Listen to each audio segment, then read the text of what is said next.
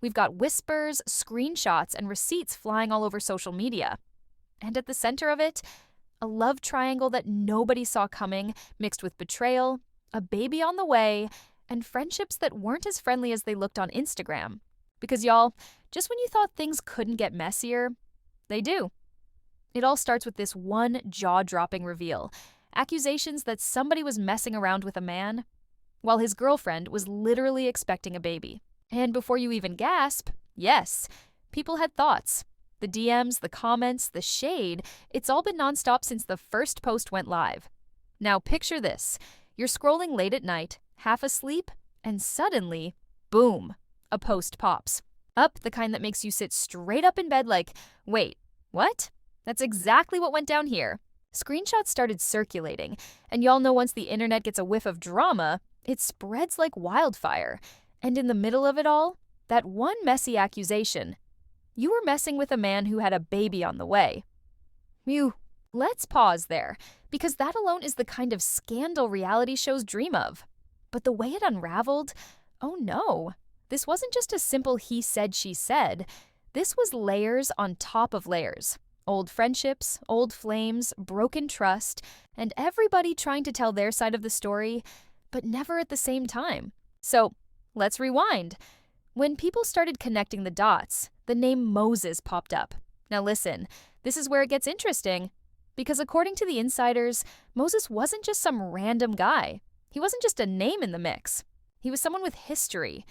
And y'all know history has a way of creeping back into the present, especially when relationships and friendships overlap. But hold up, this wasn't some fairy tale friends to lovers story. Nah. According to her, Moses and she weren't even close like that when they started dating. She said, Moses and I weren't like friends. We dated when we were friends. We didn't have a friendship and then date. We were dating each other. See the difference? She was trying to draw that line to make it clear that this wasn't some betrayal of besties. This was a relationship that blurred the lines of what came first. But then y'all know how the internet works. Screenshots don't care about timelines. People don't care about details. They see friends and dating in the same sentence and immediately start screaming betrayal. And the comments? Messy doesn't even begin to describe it. Girl, how you gonna do that to your own friend? Wasn't he with somebody else? This is giving real side chick energy. It was a free-for-all, and honestly, it's wild how fast people will turn into investigators when gossip hits their timeline. Now, here's where things take a turn. Because just as everyone was piling on, she clapped back with the most relatable line ever. My fault again. Oof, that right there? That's exhaustion.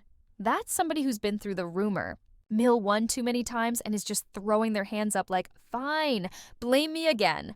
Whoa, and y'all know how that hits, especially for women. How many times do we get painted as the villain in a story that's way more complicated than the headlines make it? But hold on, because this isn't just about Moses. Nope, Lance's name got dropped too. And that's when folks were like, wait a minute, how many names are in this hat? Because at some point, even the insiders had to step back and ask, sis, do you need better friends or better men? And that's when one line from the conversation hit different. Maybe we should help you pick better. Now, who? That's both shady and supportive at the same time. Like, it's low-key dragging, but also the kind of thing your girlfriends say when they're tired of you ending up in drama with the same type of guy. But let me tell you, the internet didn't let that slide. Some folks were laughing, some were clutching their pearls, and others were like, yes, finally someone said it. Now here's where it gets layered. Because while all this was playing out in the open, on social media, behind the scenes, there were whispers. Whispers that this wasn't just about messy timelines. It was about loyalty, about trust, about women who had each other's backs, until they didn't. Because let's be real, when friendships and relationships collide, it's never clean. And y'all know the saying, where there's smoke, there's fire. So of course, people started digging. Old photos resurfaced. Comments from years ago suddenly looked shady in hindsight. And don't even get me started on the cryptic Instagram posts, because you know someone had to throw up a loyalty is rare story with no names attached, just enough to send everybody into detective mode. And that's exactly what happened. All of a sudden, fans were screenshotting IG stories, comparing captions, and piecing together timelines like it was a crime scene. One minute it was about Moses, The next, it was about Lance, and before long, the whole situation looked like one giant Venn diagram of mess. But y'all, we are just getting started.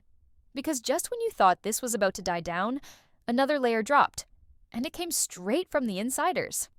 Apparently, there were people in the circle, friends, acquaintances, maybe even ex-friends who had a lot to say about what really went down.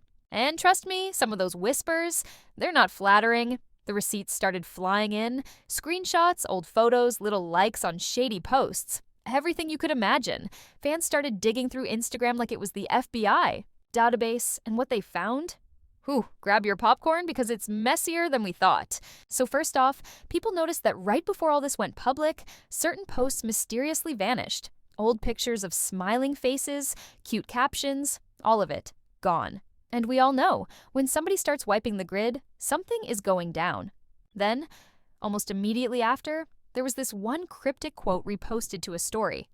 "You don't lose friends, you lose undercover haters." Oop. Now, y'all tell me, who do you think that was aimed at? Anonymous insiders slid into the DMT pool too, whispering that the so-called friendship was a lot more complicated than what was being shown. According to one source, there were long late-night calls, flirty texts, and little meetups that nobody was supposed to know about. If that's true, then baby, we're not just talking about a friendship turned romance.